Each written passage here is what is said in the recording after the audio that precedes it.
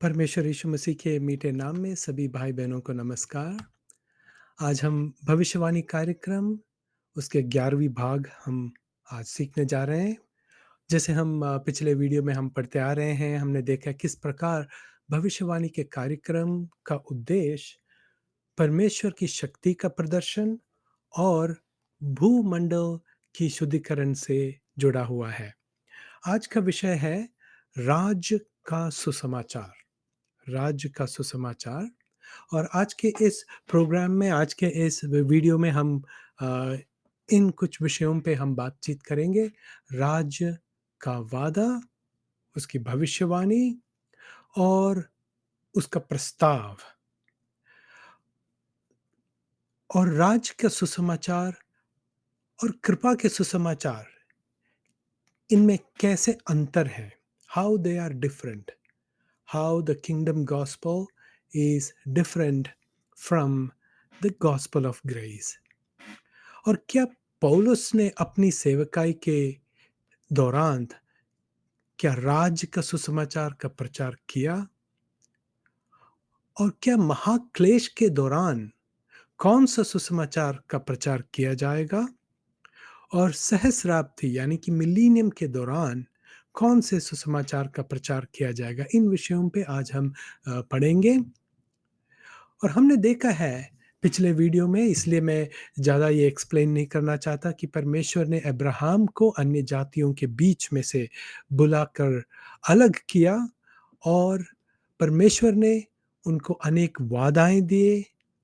उनमें से एक था उत्पत्ति के पुस्तक 12वीं अध्याय पहली आयत से लेके आगे हम पढ़ते हैं तो हमें पता चलता है किस तरह यहोवा ने अब्राहम से कहा, अपने देश और अपनी जन्मभूमि और अपने पिता के घर को छोड़कर उस देश में चला जा जो मैं तुझे दिखाऊंगा, और मैं तुझसे एक बड़ी जाति बनाऊंगा और तुझे आशीष दूंगा और तेरे नाम बड़ा करूंगा और तू आशीष का मूल होगा, और जो तुझे आशीर्वाद दें उन्हें मैं आशीष दूंगा, और जो तुझे कोसे उसे मैं शाप दूंगा, और भूमंडल के सारे कुल तेरे द्वारा आशीष पाएंगे।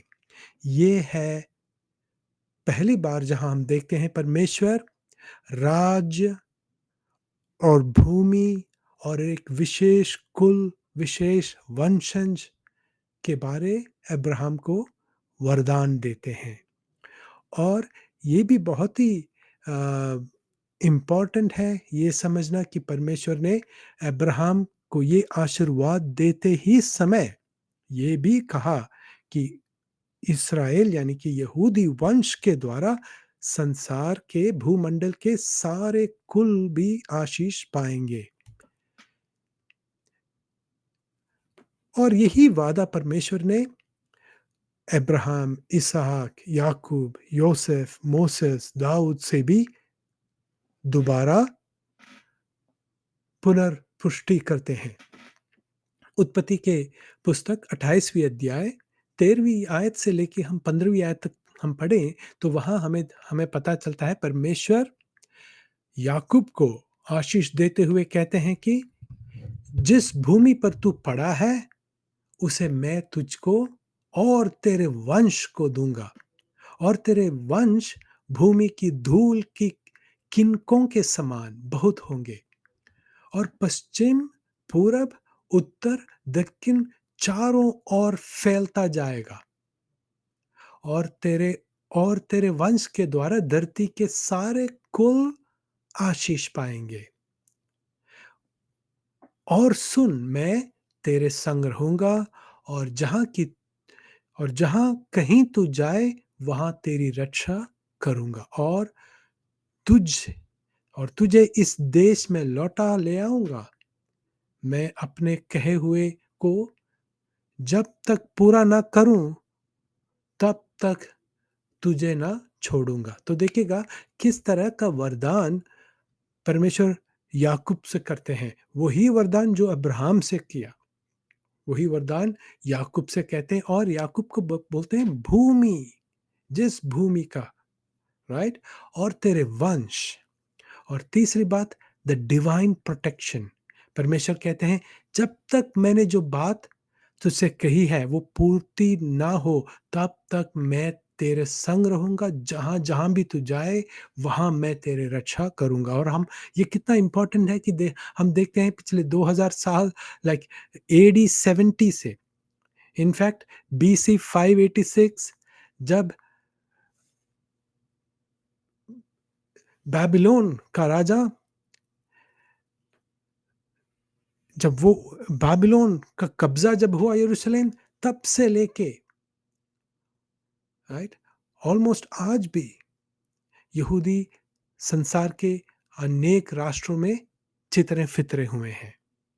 हम जानते हैं दोबारा वो होंगे, चितर फितर होंगे, अभी आए हैं वापस 1948 में, परंतु वो परमेश्वर का उस वरदान या प्रोफेसी का पूर्तिकरण नहीं था जो परमेश्वर ने कहा कि मैं इकट्ठा करूंगा, क्योंकि ग्रेस पीरियड के दौरान प्रोफेसी का प्रोग्राम को अस्थायी रूप से परमेश्वर ने रोक रखा है, राइट। तो हम आगे देखते हैं, जहां जहां परमेश्वर ने इस्राएल को भेजा है वहां वहां परमेश्वर ने उनको संभाला भी है। एक बात और हमें देखना है, प्रोफेसी पढ़ते वक्त, जहां ओल्ड टेस्टमेंट में, गॉस्पेल में, जहां भूमि का इस्तेमाल किया गया है, भूमि, देश, संसार, कई कई जगहों में उसका मतलब मिडिल ईस्ट को पॉइंट किया जाता है। उदाहरण से जहां वचन में लिखा है कि शेबा रागनी दक्षिण, संसार के दक्षिण छोर से आई, मगर वो हम जानते हैं वो कोई साउथ पोल से नहीं आई, वो इथियोपिया से आई थी, राइट। ऐसे ही मिडिल ईस्ट को बाइबल में भूमि कहा गया है। इसके बारे हम आगे और चर्चा करेंगे।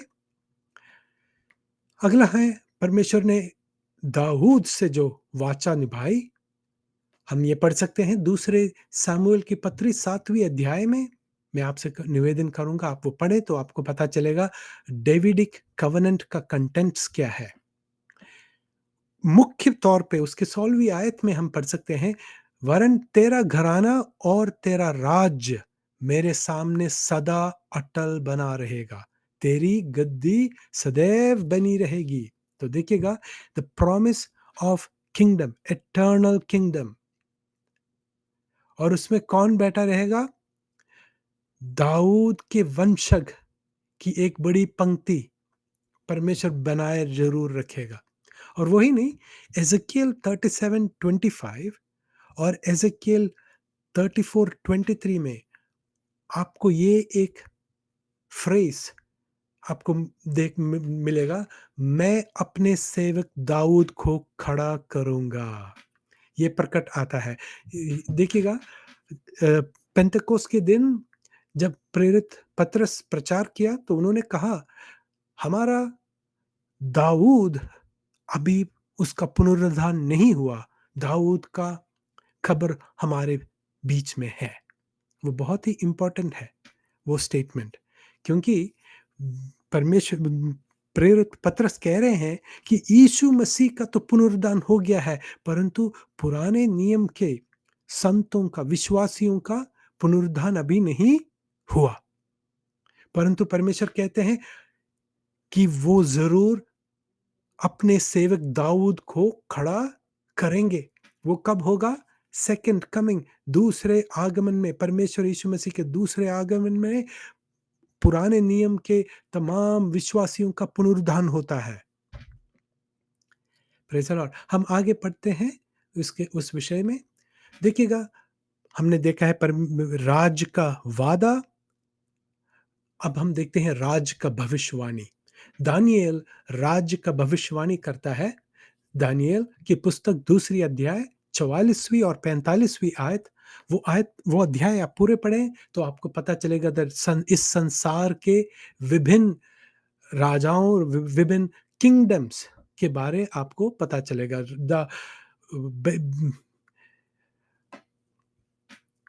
राजा एक सपना देखता है, नेबुकदनेस्सर, और दानियल से कहते हैं, मुझे इसका व्याख्या करके दो। बताना है, सपना भी देख बताना है और उसका व्याख्या भी बताना है। दानियल को छोड़ कोई और जादू टोना तंत्र मंत्र वाले कोई भी जितने भी थे उस देश में, मैजिशियंस, कोई भी बता ना पाए। वे कहे, राजा ये तो बहुत मुश्किल बात है, हमें हमसे आप कह रहे हो कि सपना भी बताओ और उसका व्याख्या भी बताओ, ये तो असंभव है। उन्होंने कहा, राजा जी, आप कम से कम सपना तो हमें बताओ, तो फिर हम उसका व्याख्या भी बता देते हैं। राजा ने कहा, नहीं, मुझे सपना भी तुम बताओगे, मैंने क्या देखा, और उसका व्याख्या भी बताओगे। और देखते हैं, वे सब हार मान लेते हैं, परंतु परमेश्वर की आत्मा जिसमें निवास करती थी, एक व्यक्ति वहां था, वो दानिएल। उनको राजा के सामने ले आते हैं। वो कहानी हम जानते हैं।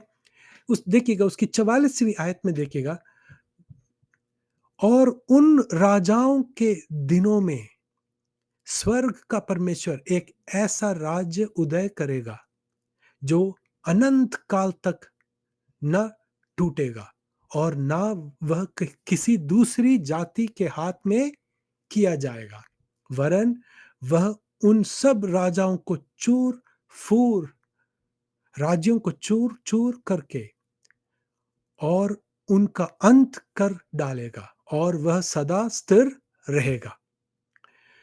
जिस जैसा तूने देखा कि एक पत्थर किसी के हाथ के बिना खोदे पहाड़ में से उखड़ा, और उसने लोहे, पीतल, मिट्टी, चांदी और सोने को चूर चूर किया, इसी रीति महान परमेश्वर ने राजाओं को जताया है कि इसके बाद क्या क्या होने वाला है। ना सपना में और ना उसके फल में कुछ संदेह है। तो देखिएगा, पूरे गारंटी से दानियल पर राजा को ये सपना भी बताते हैं और उसका व्याख्या भी बताते हैं। देखिएगा, हमने देखा बैबिलोन, उसके बाद मीडो पर्शियन, और पीतल का राज्य है ग्रीस, और उसके बाद आता है लोहे का राज्य जो है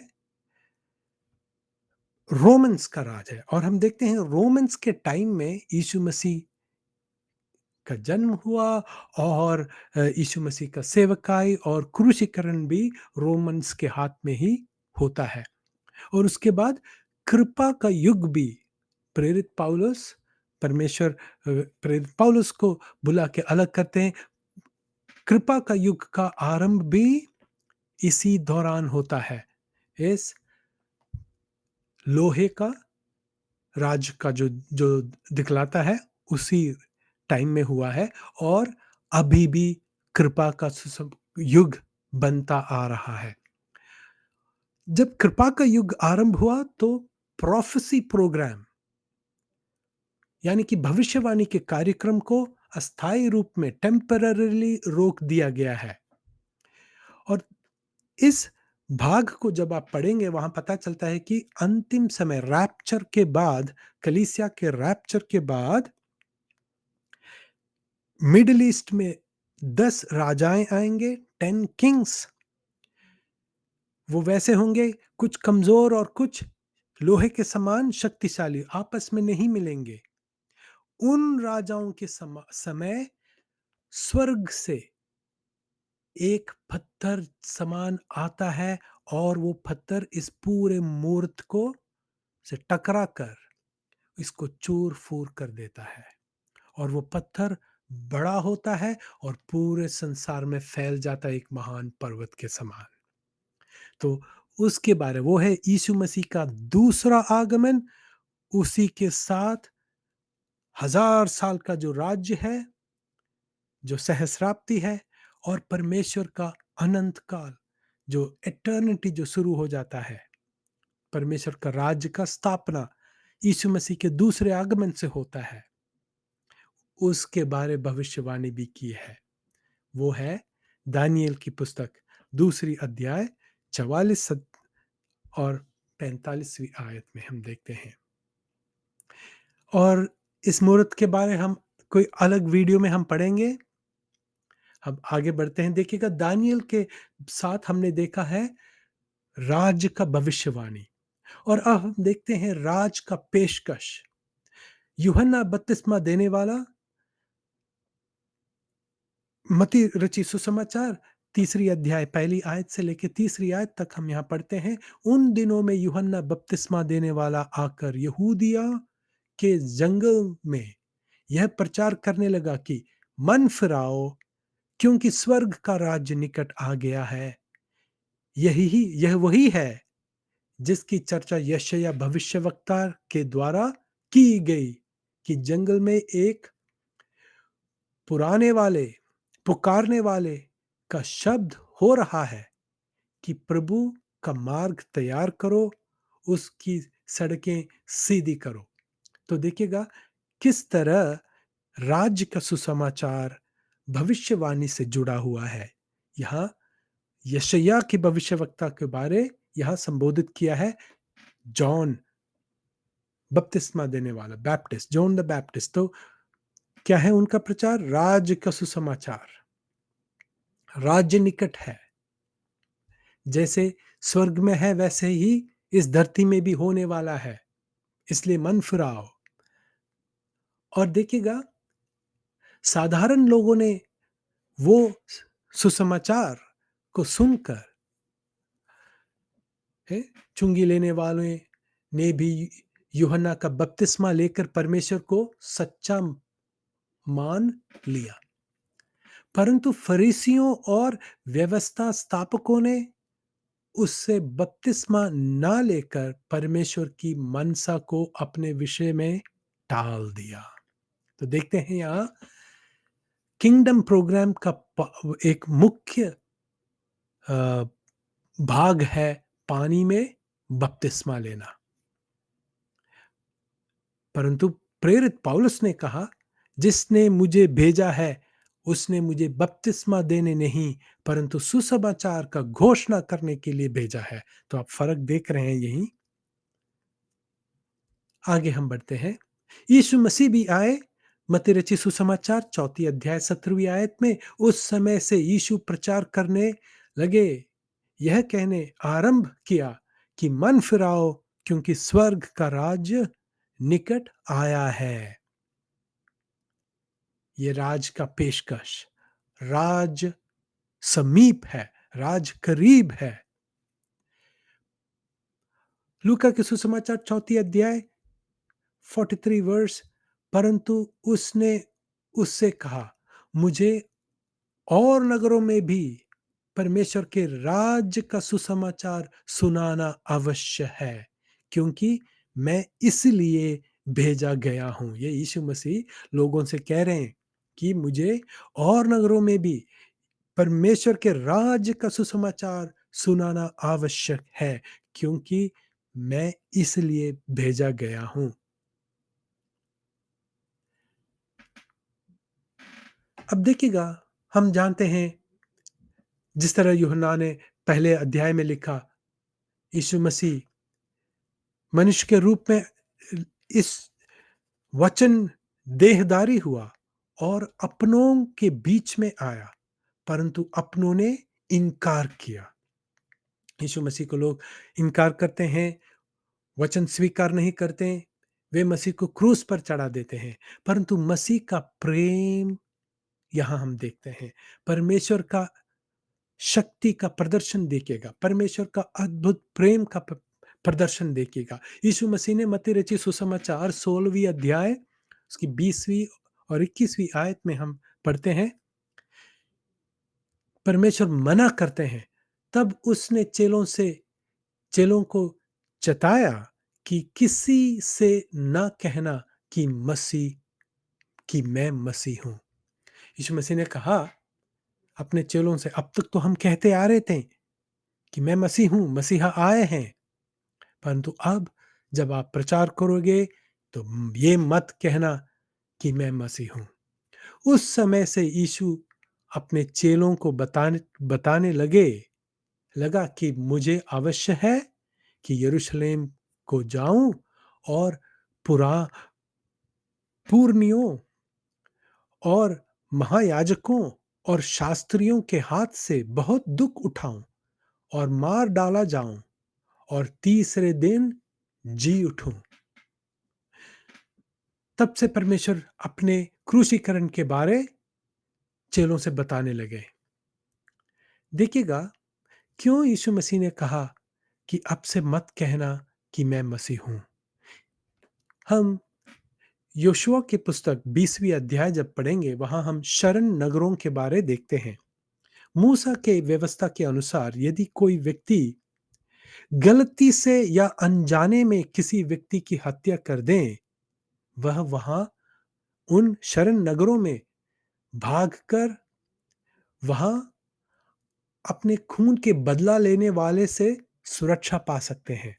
यानी कि यदि अनजाने में यदि कत्ल करें तो वो पाप क्षमा हो सकता है,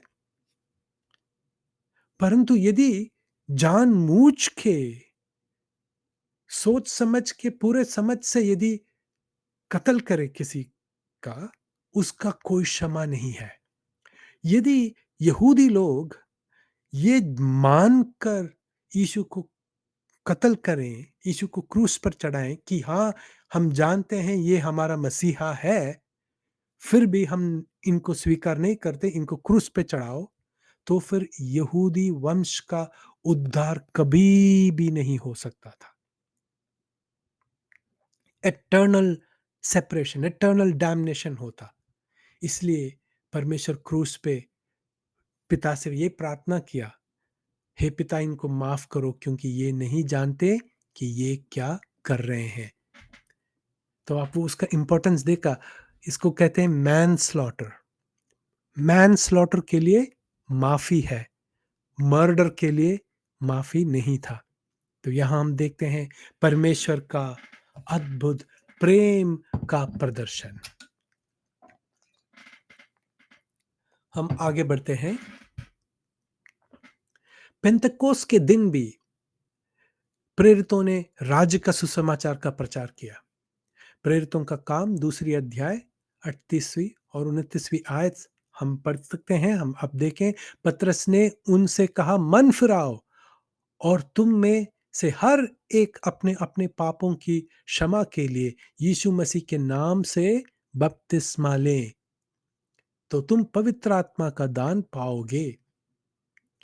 और देखिएगा, राज्य का सुसमाचार का रिसिपिएंट्स, वो एड्रेस किसको किया गया है? 29वीं आयत, क्योंकि यह प्रतिज्ञा तुम और तुम्हारी संतानों और उन सब दूर दूर के लोगों के लिए भी है जिनको प्रभु हमारा परमेश्वर अपने पास बुलाएगा। ये कौन है? किसको परमेश्वर अपने पास बुलाएगा? यहूदियों को। आगे हम पढ़ेंगे। तो ये जो दूर दूर फैले हुए हैं यहूदी लोग, उनके लिए भी है ये प्रॉमिस। तो ये रेसिपिएंट्स, राज्य का सुसमाचार किसको एड्रेस किया गया है? यहूदियों के लिए, जो पास है और जो दूर चितर फितरे हुए हैं। क्योंकि हम जानते हैं नेहमिया और एजरा के नेतृत्व में बहुत कम ही लोग इसराइल लौट आए देवालय का पुनर्निर्माण के लिए। मुख्य लोग, मेजॉरिटी लोग कहाँ रह गए? बेबीलोन में ही वो कंटिन्यू करते रहे। परंतु हम जानते हैं पेंतकोस के टाइम प्रेरितों की पत्री 7वीं अध्याय में स्तेफानोस जब पवित्र आत्मा से भरकर प्रचार करते हैं, स्तेफानोस को शास्त्रियों ने पथराव करके मारा, इनकार किया उनका वचन को। और स्तेफानोस आंख उठाकर देखते हैं और कहते हैं, मैं स्वर्ग स्थान में पिता के राइट हैंड पे, दाहिने हाथ पर, सीधे हाथ पर यीशु मसीह को खड़ा हुआ नजर आ देखता हूं। और हम देखते हैं स्तेफानोस को पथराव करके उन्होंने मारा, और उसी के साथ ही इसराइल यानी कि भविष्यवाणी कार्यक्रम धीरे धीरे स्लो डाउन होता है और धीरे धीरे अस्थायी रूप में वो रुक जाती है। और तब यीशु मसीह प्रकट होते हैं प्रेरित पौलुस से, जो घुड़सवार दमिश्क की ओर जाते हैं, परंतु वो घोड़े से गिर पड़ता है, क्योंकि उसने ठीक दोपहर के समय सूरज से भी तेज चमकने वाला एक चमत्कार देखा, जो है परमेश्वर यीशु मसीह का प्रकट। उस परमेश्वर का महिमा का जो उपस्थिति में वो गिर पड़े, और हम देखते हैं किस प्रकार परमेश्वर प्रेरित पौलुस को कृपा के सुसमाचार का सेवकाई के लिए अलग करते हैं। पॉल से लेकर कलीसिया का उत्साह यानी कि रैप्चर तक अनुग्रह के सुसमाचार का प्रचार किया जाता है। यह है डिस्पेंसेशन ऑफ ग्रेस। इस डिस्पेंसेशन ऑफ ग्रेस के दौरान जब आरंभ में हम देखते हैं प्रेरितों के पत्री 21वीं अध्याय तक भी और 28वीं अध्याय तक भी प्रेरित पत्रस और अपने 12 चेलों के नेतृत्व में एक तरफ यहूदियों के बीच में राज्य का सुसमाचार प्रचार किया जा रहा है, और दूसरे तरफ प्रेरित पौलुस, बरनबास, लूकोस, तिमोथियस, टाइटस, देमस इनके द्वारा कृपा का सुसमाचार अन्य जातियों के बीच में प्रचार किया जाता है। और तब धीरे धीरे राज्य का सुसमाचार और लिटिल फ्लॉक चर्च घटता घटता जाता है। और फिर उसी वक्त हम देखते हैं प्रेरितों के पत्री उसके कम से कम 13वीं अध्याय से लेके हम आगे 28वीं अध्याय तक देखते हैं, तो मुख्य तौर पर प्रेरित पौलुस का सेवकाई को ज्यादा मान्यता दिया जाता है, मोर इंपॉर्टेंस। वो सेवकाई बढ़ता बढ़ता जाता है और दूसरा घटता जाता है। देखिए दोस्तों, धीरे धीरे राज्य का सुसमाचार रुक जाता है और परमेश्वर प्रेरित पौलुस को संसार के स्थापना से जो परमेश्वर में छिपा हुआ था वो भेद का प्रकाशन मिलता है। भेद का प्रकाशन, कृपा का सुसमाचार और भक्ति का भेद, मसीह और कलीसिया का संबंध, द बॉडी ऑफ क्राइस्ट, मसीह का शरीर कलीसिया, जिसमें ना यहूदी ना अन्य जाति, ना स्त्री ना पुरुष, जिसमें कोई भेदभाव नहीं है, वो संगति का भेद प्रकट होता है कि इस्राएल का एक भाग की कठोरता के बारे जो प्रकाशन है रोमियों की पत्र 11वीं अध्याय में प्रेरित पौलुस कहते हैं, और पहली कुरिन्थियों की पत्री 15वीं अध्याय और पहले थिस्सलुनीयों की पत्री 4th अध्याय में कि कलीसिया, द बॉडी ऑफ क्राइस्ट, मसीह का शरीर कलीसिया किस तरह स्वर्गीय स्थानों में निवास करने के लिए परमेश्वर का एक योजना है, उसके बारे प्रेरित पत्रुस को प्रकाशन मिलता है। और अधर्म का भेद किस तरह लोगों को सच्चाई से दूर ले जाता है, कर्म के मार्गों में और त्याग के मार्गों में, विश्वास के मार्ग से कर्म और त्याग के मार्ग में ले जाता है, इसके बारे ज्ञान और प्रकाशन प्रेरित पौलुस को मिलता है। और रैप्चर के बाद दोबारा परमेश्वर राज्य का सुसमाचार दोबारा प्रचार किया जाएगा। महाक्लेश के दौरान राज्य का प्रचार, सुसमाचार का प्रचार होता है। सहस्राब्दी के बाद दौरान भी हम इसके बारे हम देखते हैं तो एक क्वेश्चन आंसर, ये वीडियो थोड़ा-सा लंबा होगा, मैं आपसे निवेदन करूँगा कि आप रोक कर और पॉज़ कर आप देखें ज़रूर, ये पूरा ज़रूर देखें और सब्सक्राइब भी करें।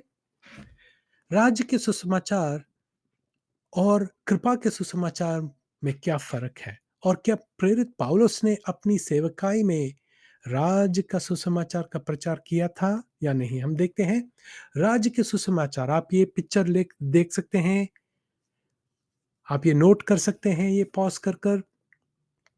राज्य में प्रवेश के लिए जल की बपतिस्मा की ज़रूरत है, परंतु प्रेरित पौलुस क्या कहते हैं कि जल के बपतिस्मा अनुग्रह के संदेश का हिस्सा ही नहीं है, और धार्मिकता और मोक्ष और उद्धार मूसा की व्यवस्था के बिना है।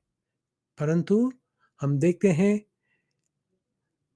प्रेरितों की पत्री 21वीं अध्याय में भी जो लिटिल फ्लॉक, छोटा झुंड, मसीह का जो कलीसिया है, उसके सदस्य मूसा के व्यवस्था के कितने तात्पर्य है। राज्य का सुसमाचार एक कार्य उन्मुख है, यानी कि वर्क ओरिएंटेड है, और यहूदियों और अन्य जातियों के बीच में अलगाव का एक मध्य दीवार खड़ा हुआ है। देखिए, प्रेरित पतरस कुरनेलियुस के घर क्यों जाना मना कर किया? हम जानते हैं कुरनेलियुस एक प्रोसेलाइट था। वो दे ये यरूश वो परमेश्वर, इज़राइल का परमेश्वर से प्रार्थना करता था, और दान और धर्म के कामों में और देवालय के निर्माण के कामों में वो भेंट भी चढ़ाता था। परंतु क्यों नहीं प्रेरित पतरस उसके घर क्यों नहीं जाना चाहता था? क्योंकि उन्होंने बपतिस्मा नहीं लिया था। समझ रहे हैं? वो अलगाव का दीवार। और वो ही नहीं, राज्य के सुसमाचार में केवल वे ही उद्धार पाएंगे जो अंत तक सहते रहते हैं, विश्वस्त रहते हैं। और वो भी नहीं, पितरों और अपने बाप दादाओं से जो वादाएं परमेश्वर ने किए हैं, उसकी पूर्तिकरण से जुड़ा है राज्य का सुसमाचार। देखा, अब्राहम, इसहाक, याकूब, दानियेल, दाऊद, सबसे जो परमेश्वर ने जो वादा किया था, उसका पूर्तिकरण राज्य के सुसमाचार से होता है। और राज्य के सुसमाचार के प्रचार में देखिएगा, बपतिस्मा, मन फिराना, बपतिस्मा और पवित्र आत्मा को स्वीकार करना, अंत तक विश्वस्त रहना, ये सब ज़रूरी है। और उसी के साथ-साथ ही भविष्य में दृश्यमान एक सांसारिक दावीदिक राज्य, जिसमें यीशु मसीह यरूशलेम से अपने सिंहासन पर बैठे रहेंगे, वो है वैसा एक फिजिकल किंगडम है। परंतु अनुग्रह के सुसमाचार में क्या है? भरोसा करते उसी क्षण हमें पवित्र आत्मा की छाप मिलती है, और रैप्चर के दिन तक वो पवित्र आत्मा का छाप हर विश्वासी पर रहता है। और हमारा नागरिकता इस संसार में नहीं, और एक संसारिक और एक संसारिक राज्य नहीं है हमारा। प्रेरित पौलुस भी किंगडम ऑफ गॉड के बारे प्रचार करते हैं, परंतु वो किंगडम ऑफ गॉड कहाँ का है? स्वर्गीय स्थानों में है वो। Praise the Lord. आप समझ रहे हैं ये फर्क? मसीह के शरीर का स्वर्गारोहण किया जाता है, और वह स्वर्गीय स्थानों में मसीह के साथ सदैव हमेशा के लिए वहां निवास करते हैं, और हम स्वर्गदूतों को न्याय भी करेंगे। तो ये है इसका डिफरेंस। हमारा एक एटर्नल सिक्योरिटी है, परंतु राज्य के सुसमाचार में एटर्नल सिक्योरिटी नहीं है। वो एंड तक उसे विश्वस्त रहना है। देखिएगा, आरंभ से ही राज्य का सुसमाचार और अनुग्रह के सुसमाचार अलग-अलग दिशा में जा रहे थे। परंतु आज हम इन दोनों को मिक्स करना चाहते हैं। कितनी गलत बात है। देखिए प्रेरितों के काम 21वें अध्याय में भी उन्होंने यह सुनकर परमेश्वर की महिमा की। फिर उसने कहा, कौन? याकूब, जेम्स, प्रेरित पौलुस से कह रहे हैं, हे भाई, तू देखता है कि यहूदियों में से कई हजार ने विश्वास किया है और सब व्यवस्था के लिए धुन लगाए हैं।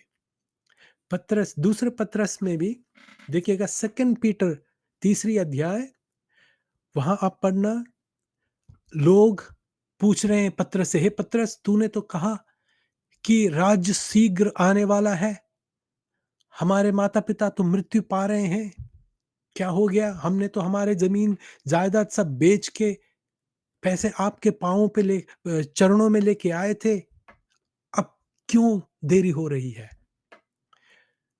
तो अब पतरस कहते हैं, क्योंकि अभी सेकंड पीटर के टाइम तक प्रेरित पौलुस का अनेक लेख पूर्तिकरण हो चुका था। और देखिए उसकी 8वीं आयत देखें, हे प्रिय, यह एक बात तुमसे छिपी न रहे कि प्रभु के यहाँ एक दिन 1000 वर्ष के बराबर है और 1000 वर्ष एक दिन के बराबर है। और हमारे प्रभु के धीरज को उद्धार समझो, जैसे हमारे प्रिय भाई पौलुस ने भी उस ज्ञान के अनुसार जो उसे मिली तुम्हें लिखा है। तो देखियो, अब किंगडम, राज्य के सुसमाचार धीरे धीरे घटता आ रहा है। और अब प्रेरित पत्रस कह रहे हैं, दोस्तों ये समझो, परमेश्वर के नजर में एक दिन 1000 सालों के बराबर है और 1000 साल एक दिन के भी बराबर है। देखिएगा कैसे वो समझ रहे हैं। आगे आप पढ़ोगे वो अध्याय, उसमें लिखा है कि वो जिसमें अनेक बातें ऐसी हैं जो हमें समझने में कठिन है। तो यदि प्रेरित पत्रस और पौलुस एक ही सुसमाचार प्रचार करते थे, तो आप जरा सोचें ये वो कैसी बात है जो पत्रस को समझना बहुत मुश्किल था। साफ जाहिर है ये दोनों अलग अलग सुसमाचार थे, अलग अलग दिशा में थे। एक का लक्ष्य है धरती का शुद्धिकरण, तो दूसरे का लक्ष्य है स्वर्गीय स्थानों का शुद्धिकरण।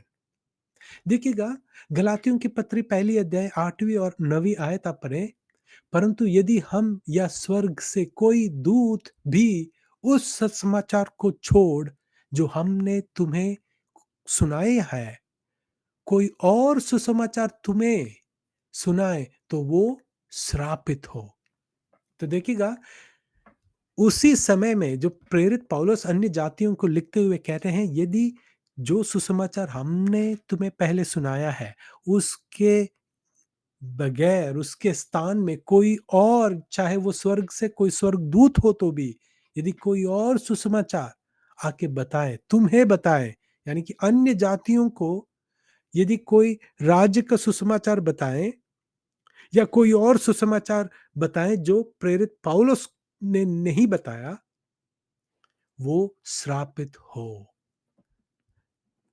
और गलातियों की दूसरी अध्याय में 4 और 5वीं आयत में देखिएगा, और यह उन झूठे भाइयों के कारण हुआ जो चोरी से घुस आए थे कि, और ये कहां से आए? यरूशलेम से आए, अन्य जातियों की कलीसिया में आए, ये स्पाई करने के लिए कि ये जानने के लिए उनकी स्वतंत्रता मसीह में किस तरह वे इस्तेमाल कर रहे हैं। और उनका इच्छा क्या था? यहां हम पढ़ सकते हैं कि उस स्वतंत्रता का जो मसीह यीशु में हमें मिली है, भेद लेकर हमें दास बनाए। उनका इच्छा क्या था? दोबारा गुलाम बनाने, दोबारा मूसा के व्यवस्था के नीचे ले आने की उनकी मानसा थी।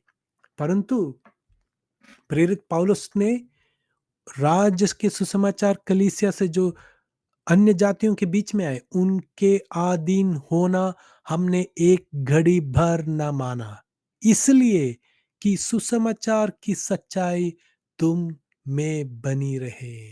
Praise the Lord. कितना महत्वपूर्ण है। क्यों प्रेरित पौलुस कष्ट सहा? क्यों प्रेरित पौलुस मुश्किलों का सामना किया? क्यों उनका ऐसा एक मृत्यु उनको मिला? इसलिए कि सुसमाचार यानी कि कृपा का सुसमाचार का सच्चाई आप पर और मुझ पर बनी रहे। जहां कहीं भी प्रेरित पौलुस ने यहूदियों के बीच में प्रचार किया, उसने जल की बपतिस्मा या पृथ्वी पर आने वाली राज्य का प्रचार नहीं किया। उसने प्रचार किया कि यीशु मसीह था। वो क्वेश्चन का आंसर मिला आपको। आप प्रेरितों की पत्री जहां भी आप देखें, जहां भी प्रेरित पौलुस यहूदियों के बीच में जाते हैं, तो क्या प्रचार करते हैं कि यीशु मसीह था। और ये वो नींव है जिसके बारे प्रेरित पौलुस कहते हैं कि मैं एक नींव डाला है, वो मसीह है। क्योंकि चाहे वो यहूदी हो या अन्य जाति का व्यक्ति हो, उसको उद्धार पाना है तो उसको ये बात ज़रूर विश्वास करना है कि जो यीशु मसीह बेतलहेम में जन्म लिया, सेवकाई किया, क्रूस पर चढ़ा गया, मारा गया और तीसरे दिन जो मृतकों से जी उठा, वो वास्तव में मसीह था, विश्वास करना अत्यंत ज़रूरी है। Praise the Lord. यदि कोई आपको ऐसा सुसमाचार बताए जिसमें जो कहते हैं कि मसीह तो एक एक नबी था यानी कि एक प्रॉफिट था, मसीह खुदा नहीं था, परमेश्वर नहीं था, परंतु एक प्रॉफिट था, तो वो वो दुरुपदेश है। यदि कोई कहे कि हाँ, हाँ, मसीह जब स्वर्ग में थे, वो परमेश्वर थे, परंतु जब इस भूमि में आए, मरियम का संतान के रूप में आए, तब वो सिर्फ एक साधारण मनुष्य था। यदि वो कोई कहे तो वो दुरुपदेश है। मसीह यीशु मसीहा था। यीशु परमेश्वर था, परमेश्वर है। युगानुयुग राजाओं का राजा और प्रभुओं का प्रभु। Praise the Lord. ये विश्वास करना अत्यंत ज़रूरी है। देखिएगा पहली कुरिन्थियों की पत्री 3 अध्याय 11वीं आयत में जो नेव के बारे प्रेरित पौलुस ने जो बताया है, वो है, वो ये नींव डालते जा रहे हैं कि यीशु मसीह है, यीशु मसीह है। Praise the Lord. इन दोनों का डेस्टिनेशन अलग है। राज्य के सुसमाचार के दौरान परमेश्वर इस्राएल को इस्तेमाल कर धरती का शुद्धिकरण होता है और कृपा के सुसमाचार के द्वारा परमेश्वर बॉडी ऑफ क्राइस्ट एक एक अनोखा जीव, एक अनोखा व्यक्ति, द न्यू मैन, द नया मनुष्य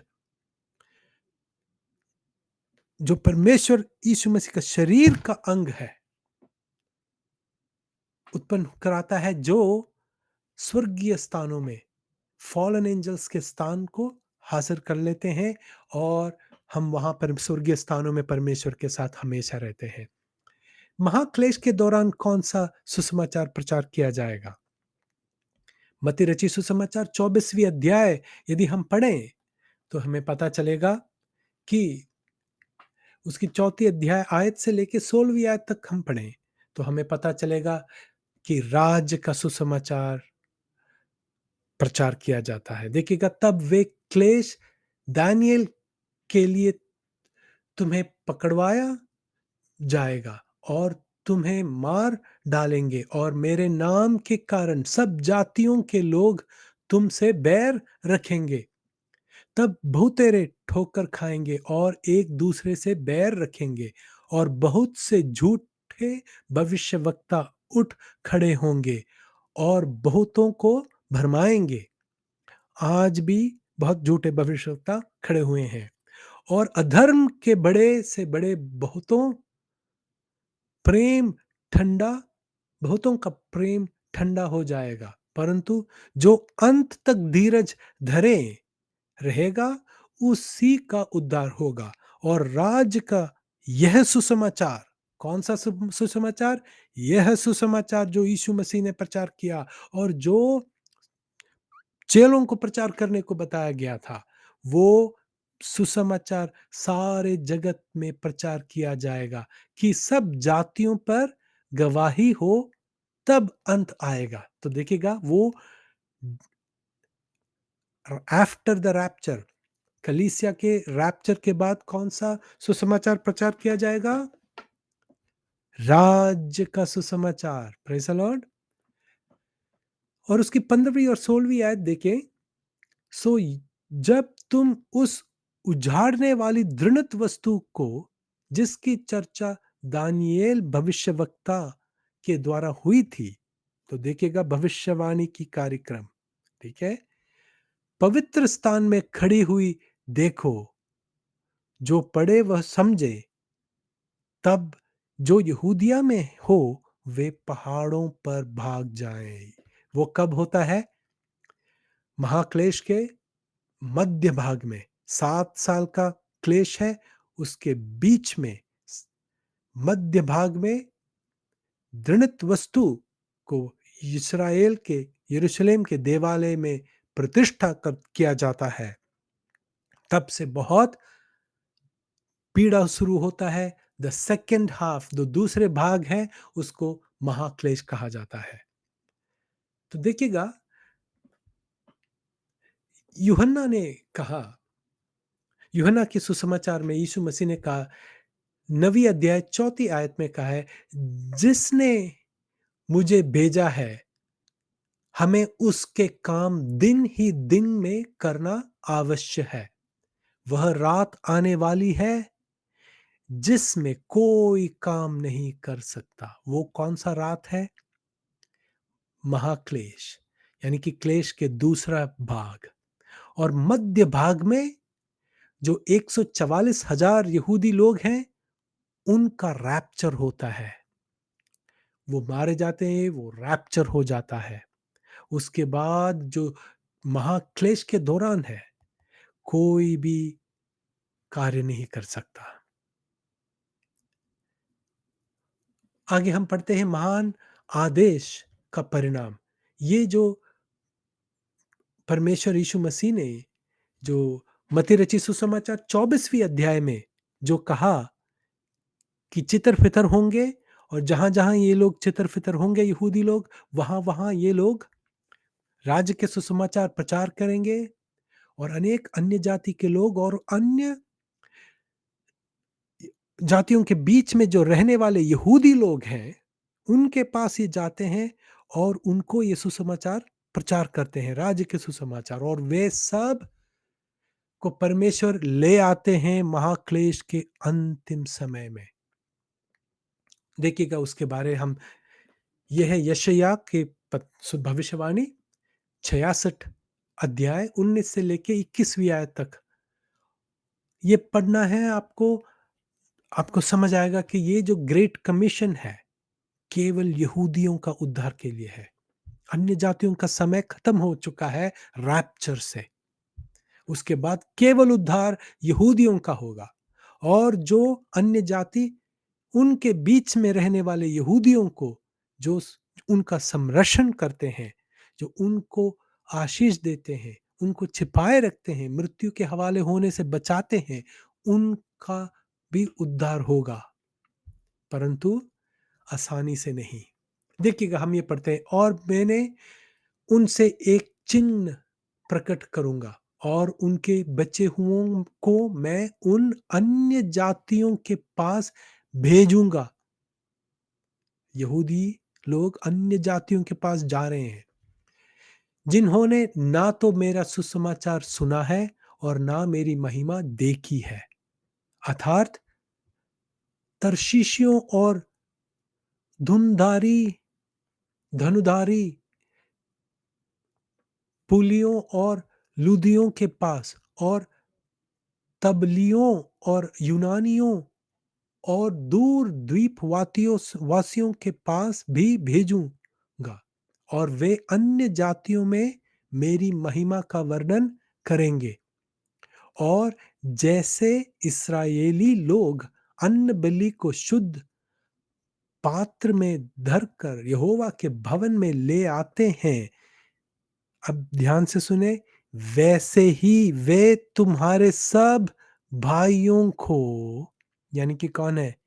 यहूदियों को, घोड़ों, रथों, पलकियों, कचरों और साड़नियों पर चढ़ा कर मेरे पवित्र पर्वत यरूशलेम पर यहोवा की भेंट के लिए ले आएंगे। यहोवा का यह वचन है।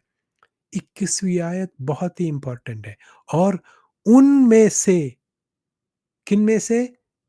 जो यहूदी लोग जो आए हैं यरूशलेम में, उनमें से मैं कितने लोगों को याजक और लेविया पद के लिए भी चुन लूंगा। Praise the Lord. तो समझ रहे हैं, द ग्रेट कमीशन किसके लिए है? ये अन्य जातियों के बीच में जाते हैं, परंतु प्रचार किससे कर रहे हैं?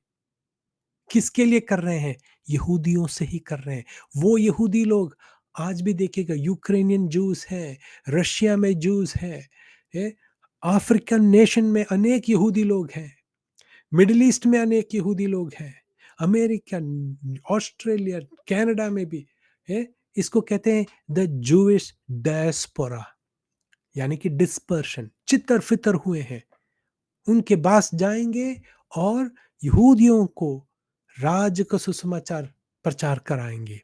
प्रचार करके उनमें से जो विश्वास करते हैं उनको ये सब लेकर यरूशलेम के परमेश्वर के पवित्र चट्टान पे ले आएंगे। और उनमें से जो विश्वास करते हैं उनको परमेश्वर अनेक लोगों को महायाजक, याजक और लेविया पद में चुन लेते हैं, और जो अविश्वास करते हैं उनको परमेश्वर दूर कर देते हैं। ठीक है, आगे हम पढ़ते हैं, सहस्राब्दी के दौरान कौन सा सुसमाचार का प्रचार किया जाएगा, यानी कि द 1000 ईयर मिलीनियम। अब हम देखते हैं मत्ती रचित सुसमाचार 28वीं अध्याय। पिछला वाला कौन सा था? मत्ती रची सुसमाचार 24वीं अध्याय, जो महाक्लेश के दौरान है। अब कौन सा है? 28वीं अध्याय। और ये कब होता है? यीशु मसीह के दूसरे आगमन के बाद। उस वक्त क्या होता है? जैसे हमने पिछले आयत में पढ़ा, संसार के कोने कोनों में से यहूदियों को लेके यरूशलेम के चट्टान पे, परमेश्वर के चट्टान पे ले आते हैं। जो विश्वास करते हैं उनको परमेश्वर याजक और लेविया पद में स्थापित करते हैं। जो अविश्वासी हैं उनको दूर कर किया जाता है। अब हम पढ़ते हैं 28वीं अध्याय, 18वीं, 19 और 20वीं आयत। यीशु ने उनके पास आकर कहा कि स्वर्ग और पृथ्वी का सारा अधिकार मुझे दिया गया है। Praise the Lord. ये जो है स्टेटमेंट एक प्रोफेसी है। ये एक भविष्य में होने वाली बात है। ये भाइयों बहनों, अभी भी स्वर्गीय मंडल अशुद्ध है और भूमंडल भी अशुद्ध है। परमेश्वर का इच्छा भूमि में जैसे स्वर्ग में हो रहा है वैसा नहीं हो रहा। आज आप चारों ओर देख सकते हैं कितना पाप, मल्ल युद्ध है, कितना विरोधी है परमेश्वर के खिलाफ लोग, कि कहां कितना रिबेलियन हो रहा है ना? स्वर्गीय मंडलों में प्रेरित पौलुस ने कहा है, हमसे क्या कहा है कि हमारा मल्ल युद्ध किससे है? मांस और लहू से नहीं, परंतु स्वर्गीय स्थानों के दुष्ट आत्माओं के सेनों से है। यानी कि स्वर्गीय स्थान अभी भी अशुद्ध है। रैप्चर के बाद जब कलीसिया, देखिएगा प्रकाशित वचन 12वीं अध्याय, मैं अगले स्लाइड में आपको दिखाऊंगा। 12वीं अध्याय में स्वर्ग एक युद्ध, स्वर्गीय स्थानों में एक बड़ा युद्ध होता है। मीखाएल और अपने सेना और शैतान की तमाम सेनाओं से युद्ध होता है, और स्वर्गीय स्थानों से उनको गिरा दिया जाता है, और उनका स्थान स्वर्गीय स्थानों में फिर कभी नहीं दिखाई देता। उस समय कलीसिया मसीह का शरीर जो अनुग्रह के युग में जो उद्धार पाए हैं, वे शैतान के स्थानों को, जो पतित स्वर्गदूत हैं उनके स्थान ले लेते हैं और फिर धरती पे वो आ गिरते हैं। कौन? फॉलन एंजल्स, पतित स्वर्गदूत को धरती पे गिरा जाता है और फिर वहां कहा गया है स्वर्ग में बहुत खुशी हो रहा है, परंतु धरती के निवासियों पर हाय हाय, क्योंकि शैतान बड़े क्रोध से तुम्हारे बीच में आए हैं। वो है महाक्लेश का आरंभ। ठीक है, तो स्वर्गीय स्थानों का शुद्धिकरण कब होता है? महाक्लेश, क्लेश के मध्य भाग में होता है। अब स्वर्ग यहां शुद्ध है, परंतु भूमि शुद्ध नहीं है। भूमंडल का शुद्धिकरण कब होता है दोस्तों? यीशु मसीह के दूसरे आगमन पर होता है। तब क्या होता है? प्रकाशित वचन के 19वीं अध्याय 20वीं आयत में पशु और झूठे भविष्यवक्ता को गिरफ्तार किया जाता है और उनको अग्नि के कुंड में डाल दिया जाता है। और बीस्ट को बॉटमलेस पिट में डाल दिया जाता है। एंटी क्राइस्ट और फॉल्स प्रॉफिट कहां है? अग्नि कुंड में। प्रकाशित वचन 20वीं अध्याय 10वीं आयत में शैतान आग और गंधक की उस झील में डाल दिया जाता है जिसमें पशु और झूठे भविष्यवक्ता हैं। तो देखिएगा, सेकंड कमिंग में धरती का भी शुद्धिकरण होता है, 1000 साल का सहस्राब्दी का आरंभ भी होता है। इस समय यीशु मसीह के हाथ में क्या है? पूरा अधिकार, स्वर्ग और धरती का अधिकार होता है। तब जाके 19वीं आयत आता है, इसलिए तुम जाकर सब जातियों के लोगों को चेला बनाओ और उन्हें पिता और पुत्र और पवित्र आत्मा के नाम में बपतिस्मा दो। ये कौन सा सुसमाचार है? राज्य का सुसमाचार प्रचार होता है सहस्राब्दी में भी। और उन्हें सब बातें जो मैंने तुम्हें आज्ञा दी है मानना सिखाओ, और देखो मैं जगत के अंत तक सदैव तुम्हारे संग रहूंगा, क्योंकि यीशु मसीह का राज्य आ गया है। Praise the Lord, praise the Lord. आप समझ रहे हैं? आज हमने ये आयत को लेके ये आज हमारा हमारे लिए जो ग्रेट कमीशन क्या है, जो प्रेरित पौलुस ने कहा है, वचन को, सत्य के वचन को ठीक रीति से काम लाने वाला, सही तरीके से विभाजित कर कर पढ़ना, वचन को हर समय, समय में या असमय में प्रचार करने के लिए तैयार होना चाहिए हमें। Praise the Lord.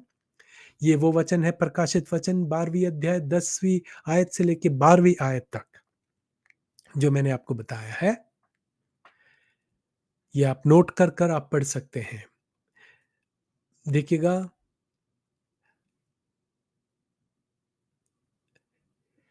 जब सेकंड कमिंग, दूसरे आगमन में क्या हो रहा है? जकरिया के पुस्तक 13वीं अध्याय पहली और दूसरी आयत, ये सेकंड कमिंग पे है। उस समय दाऊद के घराने, किसके घराने में? अन्य जाति के घराने में नहीं, इसराइल के लिए, दाऊद के घराने में और यरूशलेम के निवासियों के लिए पाप और मलिनता धोने के निमित्त एक बहता हुआ सोता होगा। और सेनाओं के यहोवा की यह वाणी है कि उस समय मैं इस देश में से मूर्तों के नाम मिटा डालूंगा और वे फिर स्मरण में न रहेगी, और मैं भविष्यवक्ताओं और अशुद्धता अशुद्ध आत्माओं को इस देश में से निकाल दूंगा। दोस्तों, मैं आपसे कहूं, पर सेकंड कमिंग में इसराइल का पापों का क्षमा होता है। अभी इस्राएल का पापों का क्षमा नहीं हुआ। उनका क्षमा का मूल्य चुका दिया है। वो क्या है? यीशु मसीह का बहुमूल्य रक्त, लहू। परंतु उनका पाप क्षमा कब होता है? सेकंड कमिंग पे होता है। भूमि का शुद्धिकरण सेकंड कमिंग पे है। देखिएगा, उस समय दाऊद के घराने और यरूशलेम के निवासियों के लिए पाप और मलिनता धोने के निमित्त एक बहता हुआ सोता होगा। Praise the Lord. ऐसे अनेक वचन हैं। और एक और बात, पुराने नियमों के संतों का पुनरुद्धान कब होता है? यजकियल 37वीं अध्याय 37th चैप्टर 12वीं आयत। इस कारण भविष्यवाणी कर के उनसे कह, परमेश्वर यहोवा का यो कहता है, हे मेरी प्रजा के लोगों, देखो, मैं तुम्हारी कब्रें खोल कर तुमको उनसे निकालूंगा और इस्राएल के देश में पहुंचा दूंगा। Praise the Lord. प्रेरित पत्रस ने पेंतकोस के दिन में कहा कि दाऊद का पुनरुत्थान नहीं हुआ। दाऊद वहां एक रिप्रेजेंटेटिव है। पूरे ओल्ड टेस्टमेंट, पुराने नियम के पूरे विश्वासियों का एक रिप्रेजेंटेटिव है। और कह रहे हैं उनका पुनरुत्थान नहीं हुआ। परंतु हमने दो अलग वचनों में देखा, परमेश्वर वादा कहते हैं कि मैं दाऊद को उठाकर खड़ा करूंगा। और वो कब होता है? सेकंड कमिंग पे। Praise the Lord. एक एक ये एजेकियल 37 में ही एक क्वेश्चन पूछा जाता है, क्या एक राष्ट्र का जन्म एक दिन में हो सकता है? हो सकता है। वो कब होता है? इस्राएल। आप जरा सोचें, पुराने नियम के तमाम विश्वासी लोग एक मिनट में यदि देहधारी रूप में इस्राएल में आ जाएं, तो उसका पॉपुलेशन एक दिन में कैसा होगा? कितना घमासान अद्भुत है वो। Praise the Lord. तो आपने देखा सहस्राब्दी में भी राज्य का सुसमाचार प्रचार किया जाता है। भूमि का शुद्धिकरण, ओल्ड टेस्टमेंट का सेंट्स का पुनरुत्थान, इस्राएल का पाप क्षमा, सब होता है यीशु मसीह के दूसरे आगमन में। अब ये वचन आप नोट करें, वीडियो पोस्ट कर कर आप ये नोट करें। ये सब घटनाएं उस वक्त होगा जब यीशु मसीह का दूसरा आगमन होता है।